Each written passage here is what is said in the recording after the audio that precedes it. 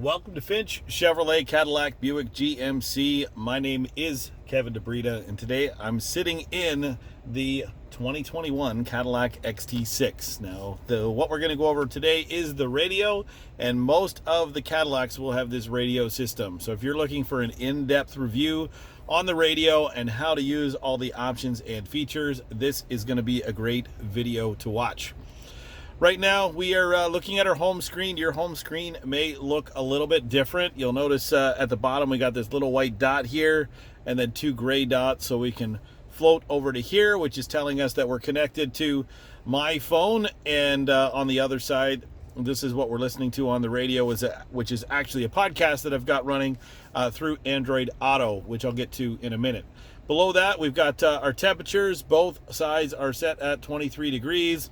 I'm running the fan on auto, so it's going to pick the speed to keep my vehicle at 23 degrees, and it's also going to choose where the air flows. I've really gotten comfortable to driving my vehicles with the automatic climate control, and I would recommend it to anybody driving any vehicle to use the climate control in the automatic function and learn how to make it do exactly what you want it to do. Before we get into all the soft keys on the inside, I'm going to start on the outside. This has our parking assist. So this is your front and rear parking sensors. I'm just going to put the vehicle in reverse for a moment, and I'm close to a wall behind me. You'll see these are the what will show up in your driver information center behind the steering wheel. And the waves are kind of the sound waves that are getting bounced back in both the front and the back. Currently, I've got 2 of the bars illuminated. There are up to 4 bars that can illuminate. I promise you, when you get to that very last red bar, you're going to feel very nervous. It puts you about 8 inches away from the object you've got in front of you.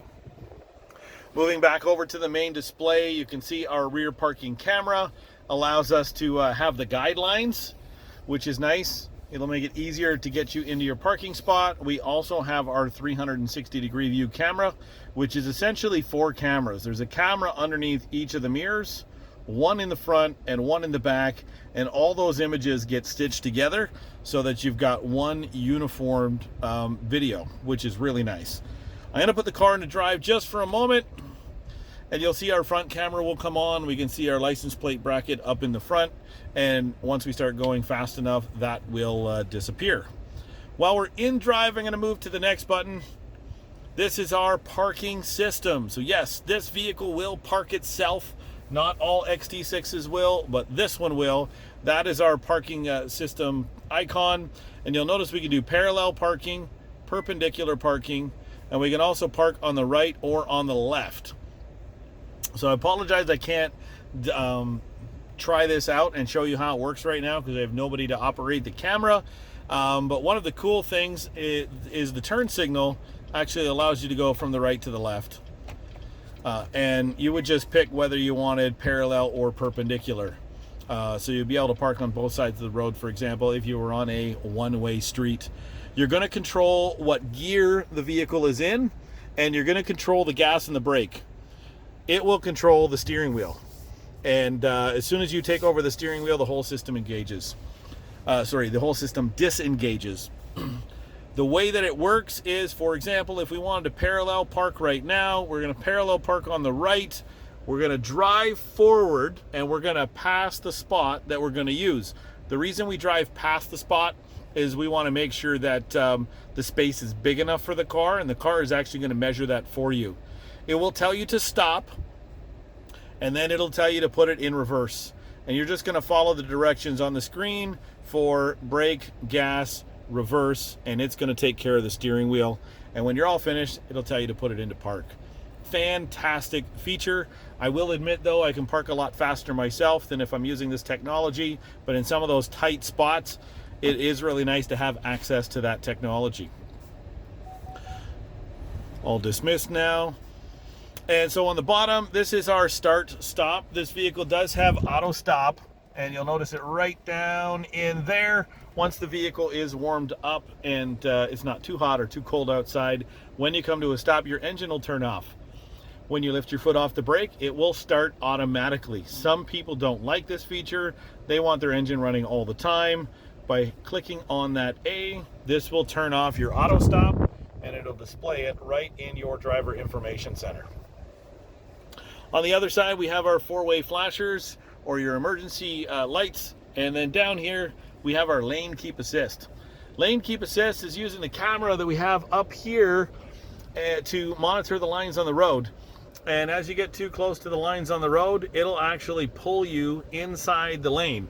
It's designed to work at speeds over 60 kilometers an hour, and it's a very subtle nudge.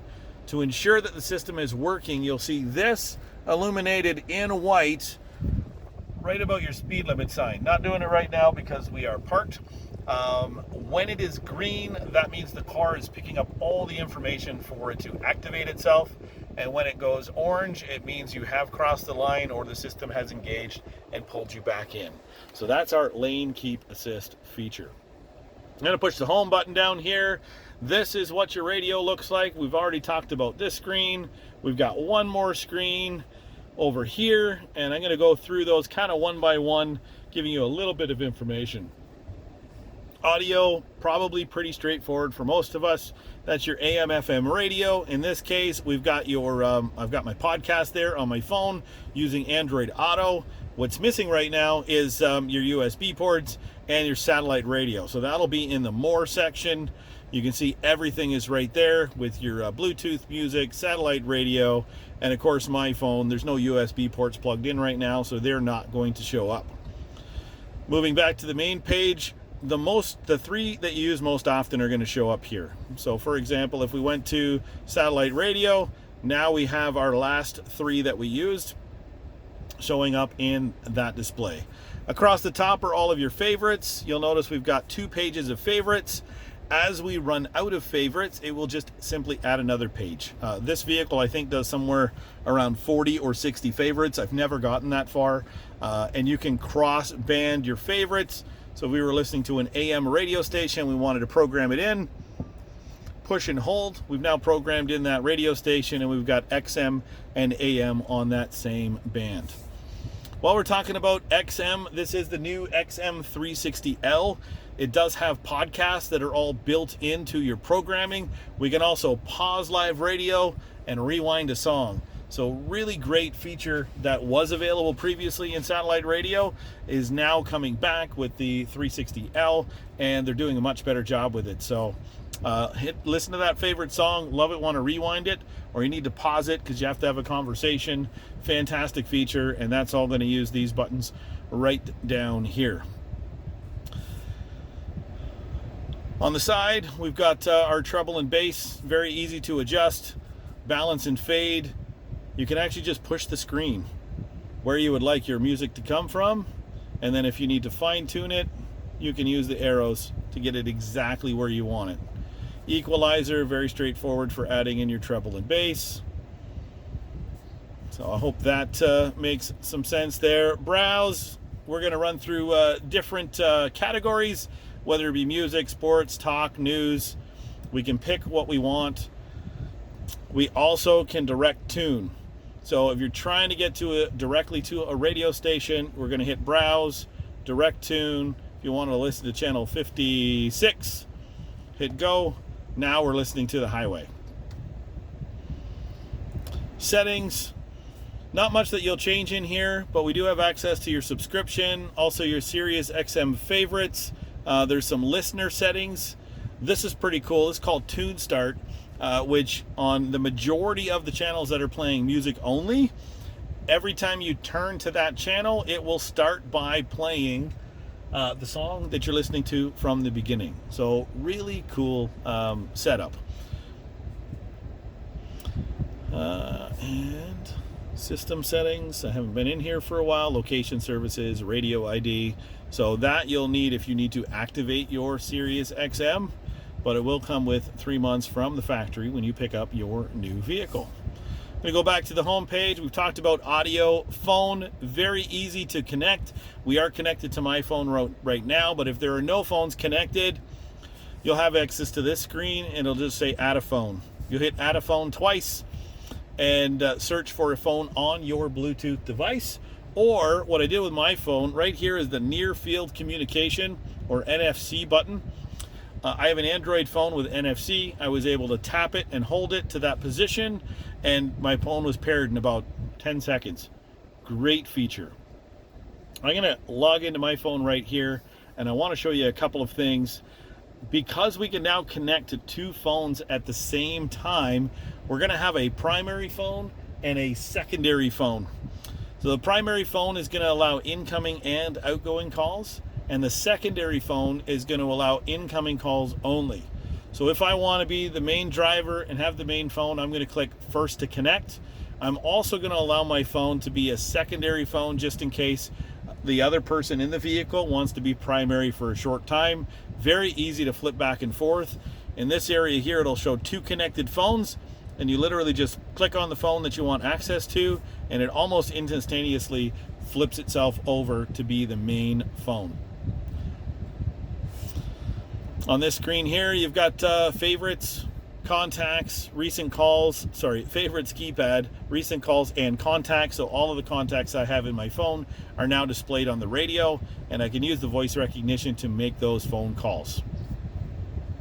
Back to the home screen, our Wi-Fi hotspot, that is part of your free OnStar trial. When you activate OnStar by pushing this blue button up here, and if you haven't activated your OnStar, you want to do it right away. You get 1 month of everything for free, and you can extend that up to 3 months if you sign up for pre-authorized billing with OnStar during the activation welcome call.